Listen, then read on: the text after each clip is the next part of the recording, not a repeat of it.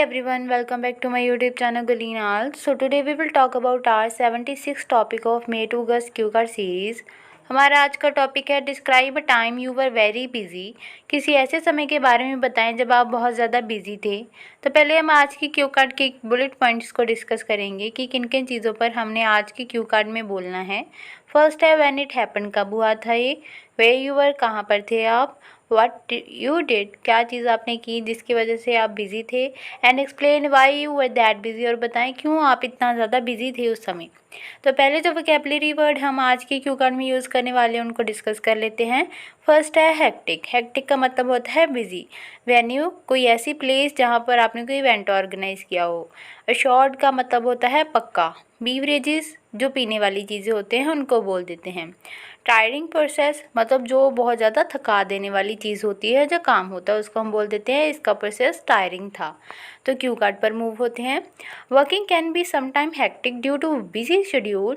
मुझे लगता है कि जो वर्किंग है, काम करना है, वो कई बार बहुत ज़्यादा व्यस्त हो जाते हैं, जब बहुत ज़्यादा जो चीज़ है वो मतलब उलझाने वाली हो जाती है, जब हमारा जो शेड्यूल है वो बिज़ी हो जाता है। एंड ओवरलोड ऑफ वर्क, जब हमारे ऊपर काम का जो दबाव होता है बहुत ज़्यादा होता है।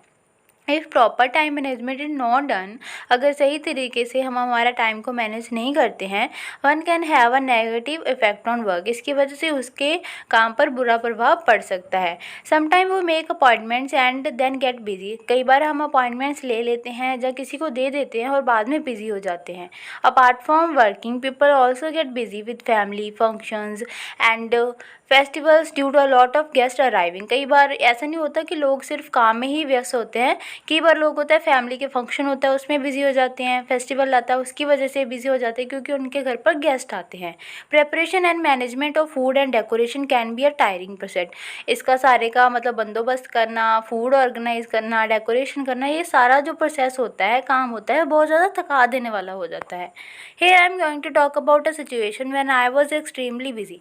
यहाँ पर मैं एक समय के बारे में बताना चाहता हूँ जब मैं बहुत ज़्यादा बिजी था। Last winter it was the occasion of my elder brother's marriage and the whole family was quite excited for the marriage ceremony. पिछले जो मतलब सर्दियाँ थी तब मेरे ब्रदर की शादी रखी हुई थी और मेरी सारी फैमिली बहुत ज़्यादा उत्साहित थी हमारे जो मेरा ब्रदर है उसकी मैरिज के लिए। I return from my hostel as it was a big fat wedding in my family. मैं अपने हॉस्टल से घर पे आया क्योंकि ये बहुत बड़ी मैरिज थी हमारी फैमिली की। आई वॉज ऑल्सो एक्साइटेड, मैं भी बहुत ज़्यादा एक्साइटेड था। In the beginning I thought marriage meant lot of fun and partying hard with cousin and friends. पहले पहले तो मुझे लगा कि मैरिज का मतलब सिर्फ होता है अपने फ्रेंड्स हो गए या फिर कज़न्स हो गए उनके साथ अच्छे से पार्टी शार्टी करना और मज़े करना। But this is a myth, मुझे लगा ये तो बस एक कहानी है, मिथ ही है जो पुराने लोग कहते थे। I was given a huge responsibility of taking care of each and every guest at the venue.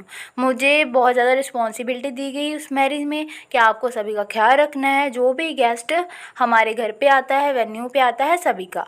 And also coordinate with the kitchen, और आपको किचन का काम भी संभालना है। I was literally running here and there in the day of marriage, did not have a couple of minute to meet my brother. मैं इतना ज़्यादा बिजी हो गया यहाँ पर वहाँ पर घूमने में, काम करने में, कि मुझे मेरे ब्रदर से मिलने का भी समय नहीं मिला। As it was my brother's marriage, I took the responsibility on my shoulder and keep my word. क्योंकि ये मेरे भाई की शादी थी तो मैंने सारी रिस्पॉन्सिबिलिटीज़ ले ली अपने कंधों के ऊपर, और मैंने जो अपने वर्ड्स थे, मैंने जो भी उनको कहा था उन पर खरा उतरा। I took very good care of each and every guest arriving at the venue. मैंने हर एक गेस्ट जो भी वहाँ पे आ रहा था उसका अच्छे से ख्याल रखा। Made arrangement for the food and beverages, मैंने उनको खाने वगैरह का उनका ध्यान रखा, उनके पानी पीने वाली चीज़ें उनको प्रोवाइड की। And till they left there tried to play the best host. मैं जब तक वो जाते नहीं थे मैं ऐसा सोच रहा था कि मैं जो होस्टिंग कर रहा हूँ तो मैं बेस्ट होस्ट करूँ, जो भी वेन्यू है, जो भी ये मैरिज है। There were many order from the kitchen which I also handle with the help of my friends. काफ़ी ऑर्डर थे, जैसे कि किचन में जाना, वहाँ पर कुछ पकाना या फिर वहाँ से लाकर किसी को कुछ देना, वो सारे ऑर्डर्स थे मैंने अच्छे से कंप्लीट किए। मैं अकेले नहीं, मेरे फ्रेंड्स ने और मैंने दोनों ने किए। They were also really very helpful, क्योंकि वो भी मेरी बहुत मदद कर रहे थे। I was busy just because my father was going to perform marriage ritual, so he could not greet everyone coming. तो मैं इसलिए बिज़ी था क्योंकि मेरे जो फादर थे वो सारे रिचुअल्स थे उसमें करने के लिए बिज़ी थे, तो वो हर किसी को मिलकर उनका मतलब स्वागत नहीं कर सकते थे। So he gave me this responsibility, तो उन्होंने इसकी वजह से जो सारी रिस्पॉन्सिबिलिटी थी मुझे दे दी। And I assured him nothing will go wrong, और मैंने उनको ये यकीन दिलाया कि कोई भी जो चीज़ है वो गलत नहीं होने दूंगा मैं। माई both parents were performing marriage rituals and looking at my brother getting married, I felt so happy. मेरे जो पेरेंट्स थे वो सारे जो रिचुअल्स वगैरह थे मैरिज के वो निभा रहे थे, कर रहे थे, और मेरे ब्रदर को शादी के बंधन में बंधा हुआ देख रहे थे, तो मुझे भी बहुत अच्छा लगा। Sometime I got tired running here and there but I manage everything well. कभी कभी मुझे मतलब बहुत चिड़चिड़ाहट और मतलब परेशान हो जाता था मैं यहाँ वहाँ जाने से, पर मैंने कुछ ना कुछ करके सारा जो चीज़ थी अच्छे से मैनेज कर ली। तो ये था हमारा आज का क्यू कार्ड जब मैं बहुत ज़्यादा बिजी था। अगर आपको क्यू कार्ड अच्छा लगा तो like the video and also subscribe my channel and share with your friends और family members so that I can explore more. Thank you for watching my videos guys, bye bye, मिलते हैं next video में।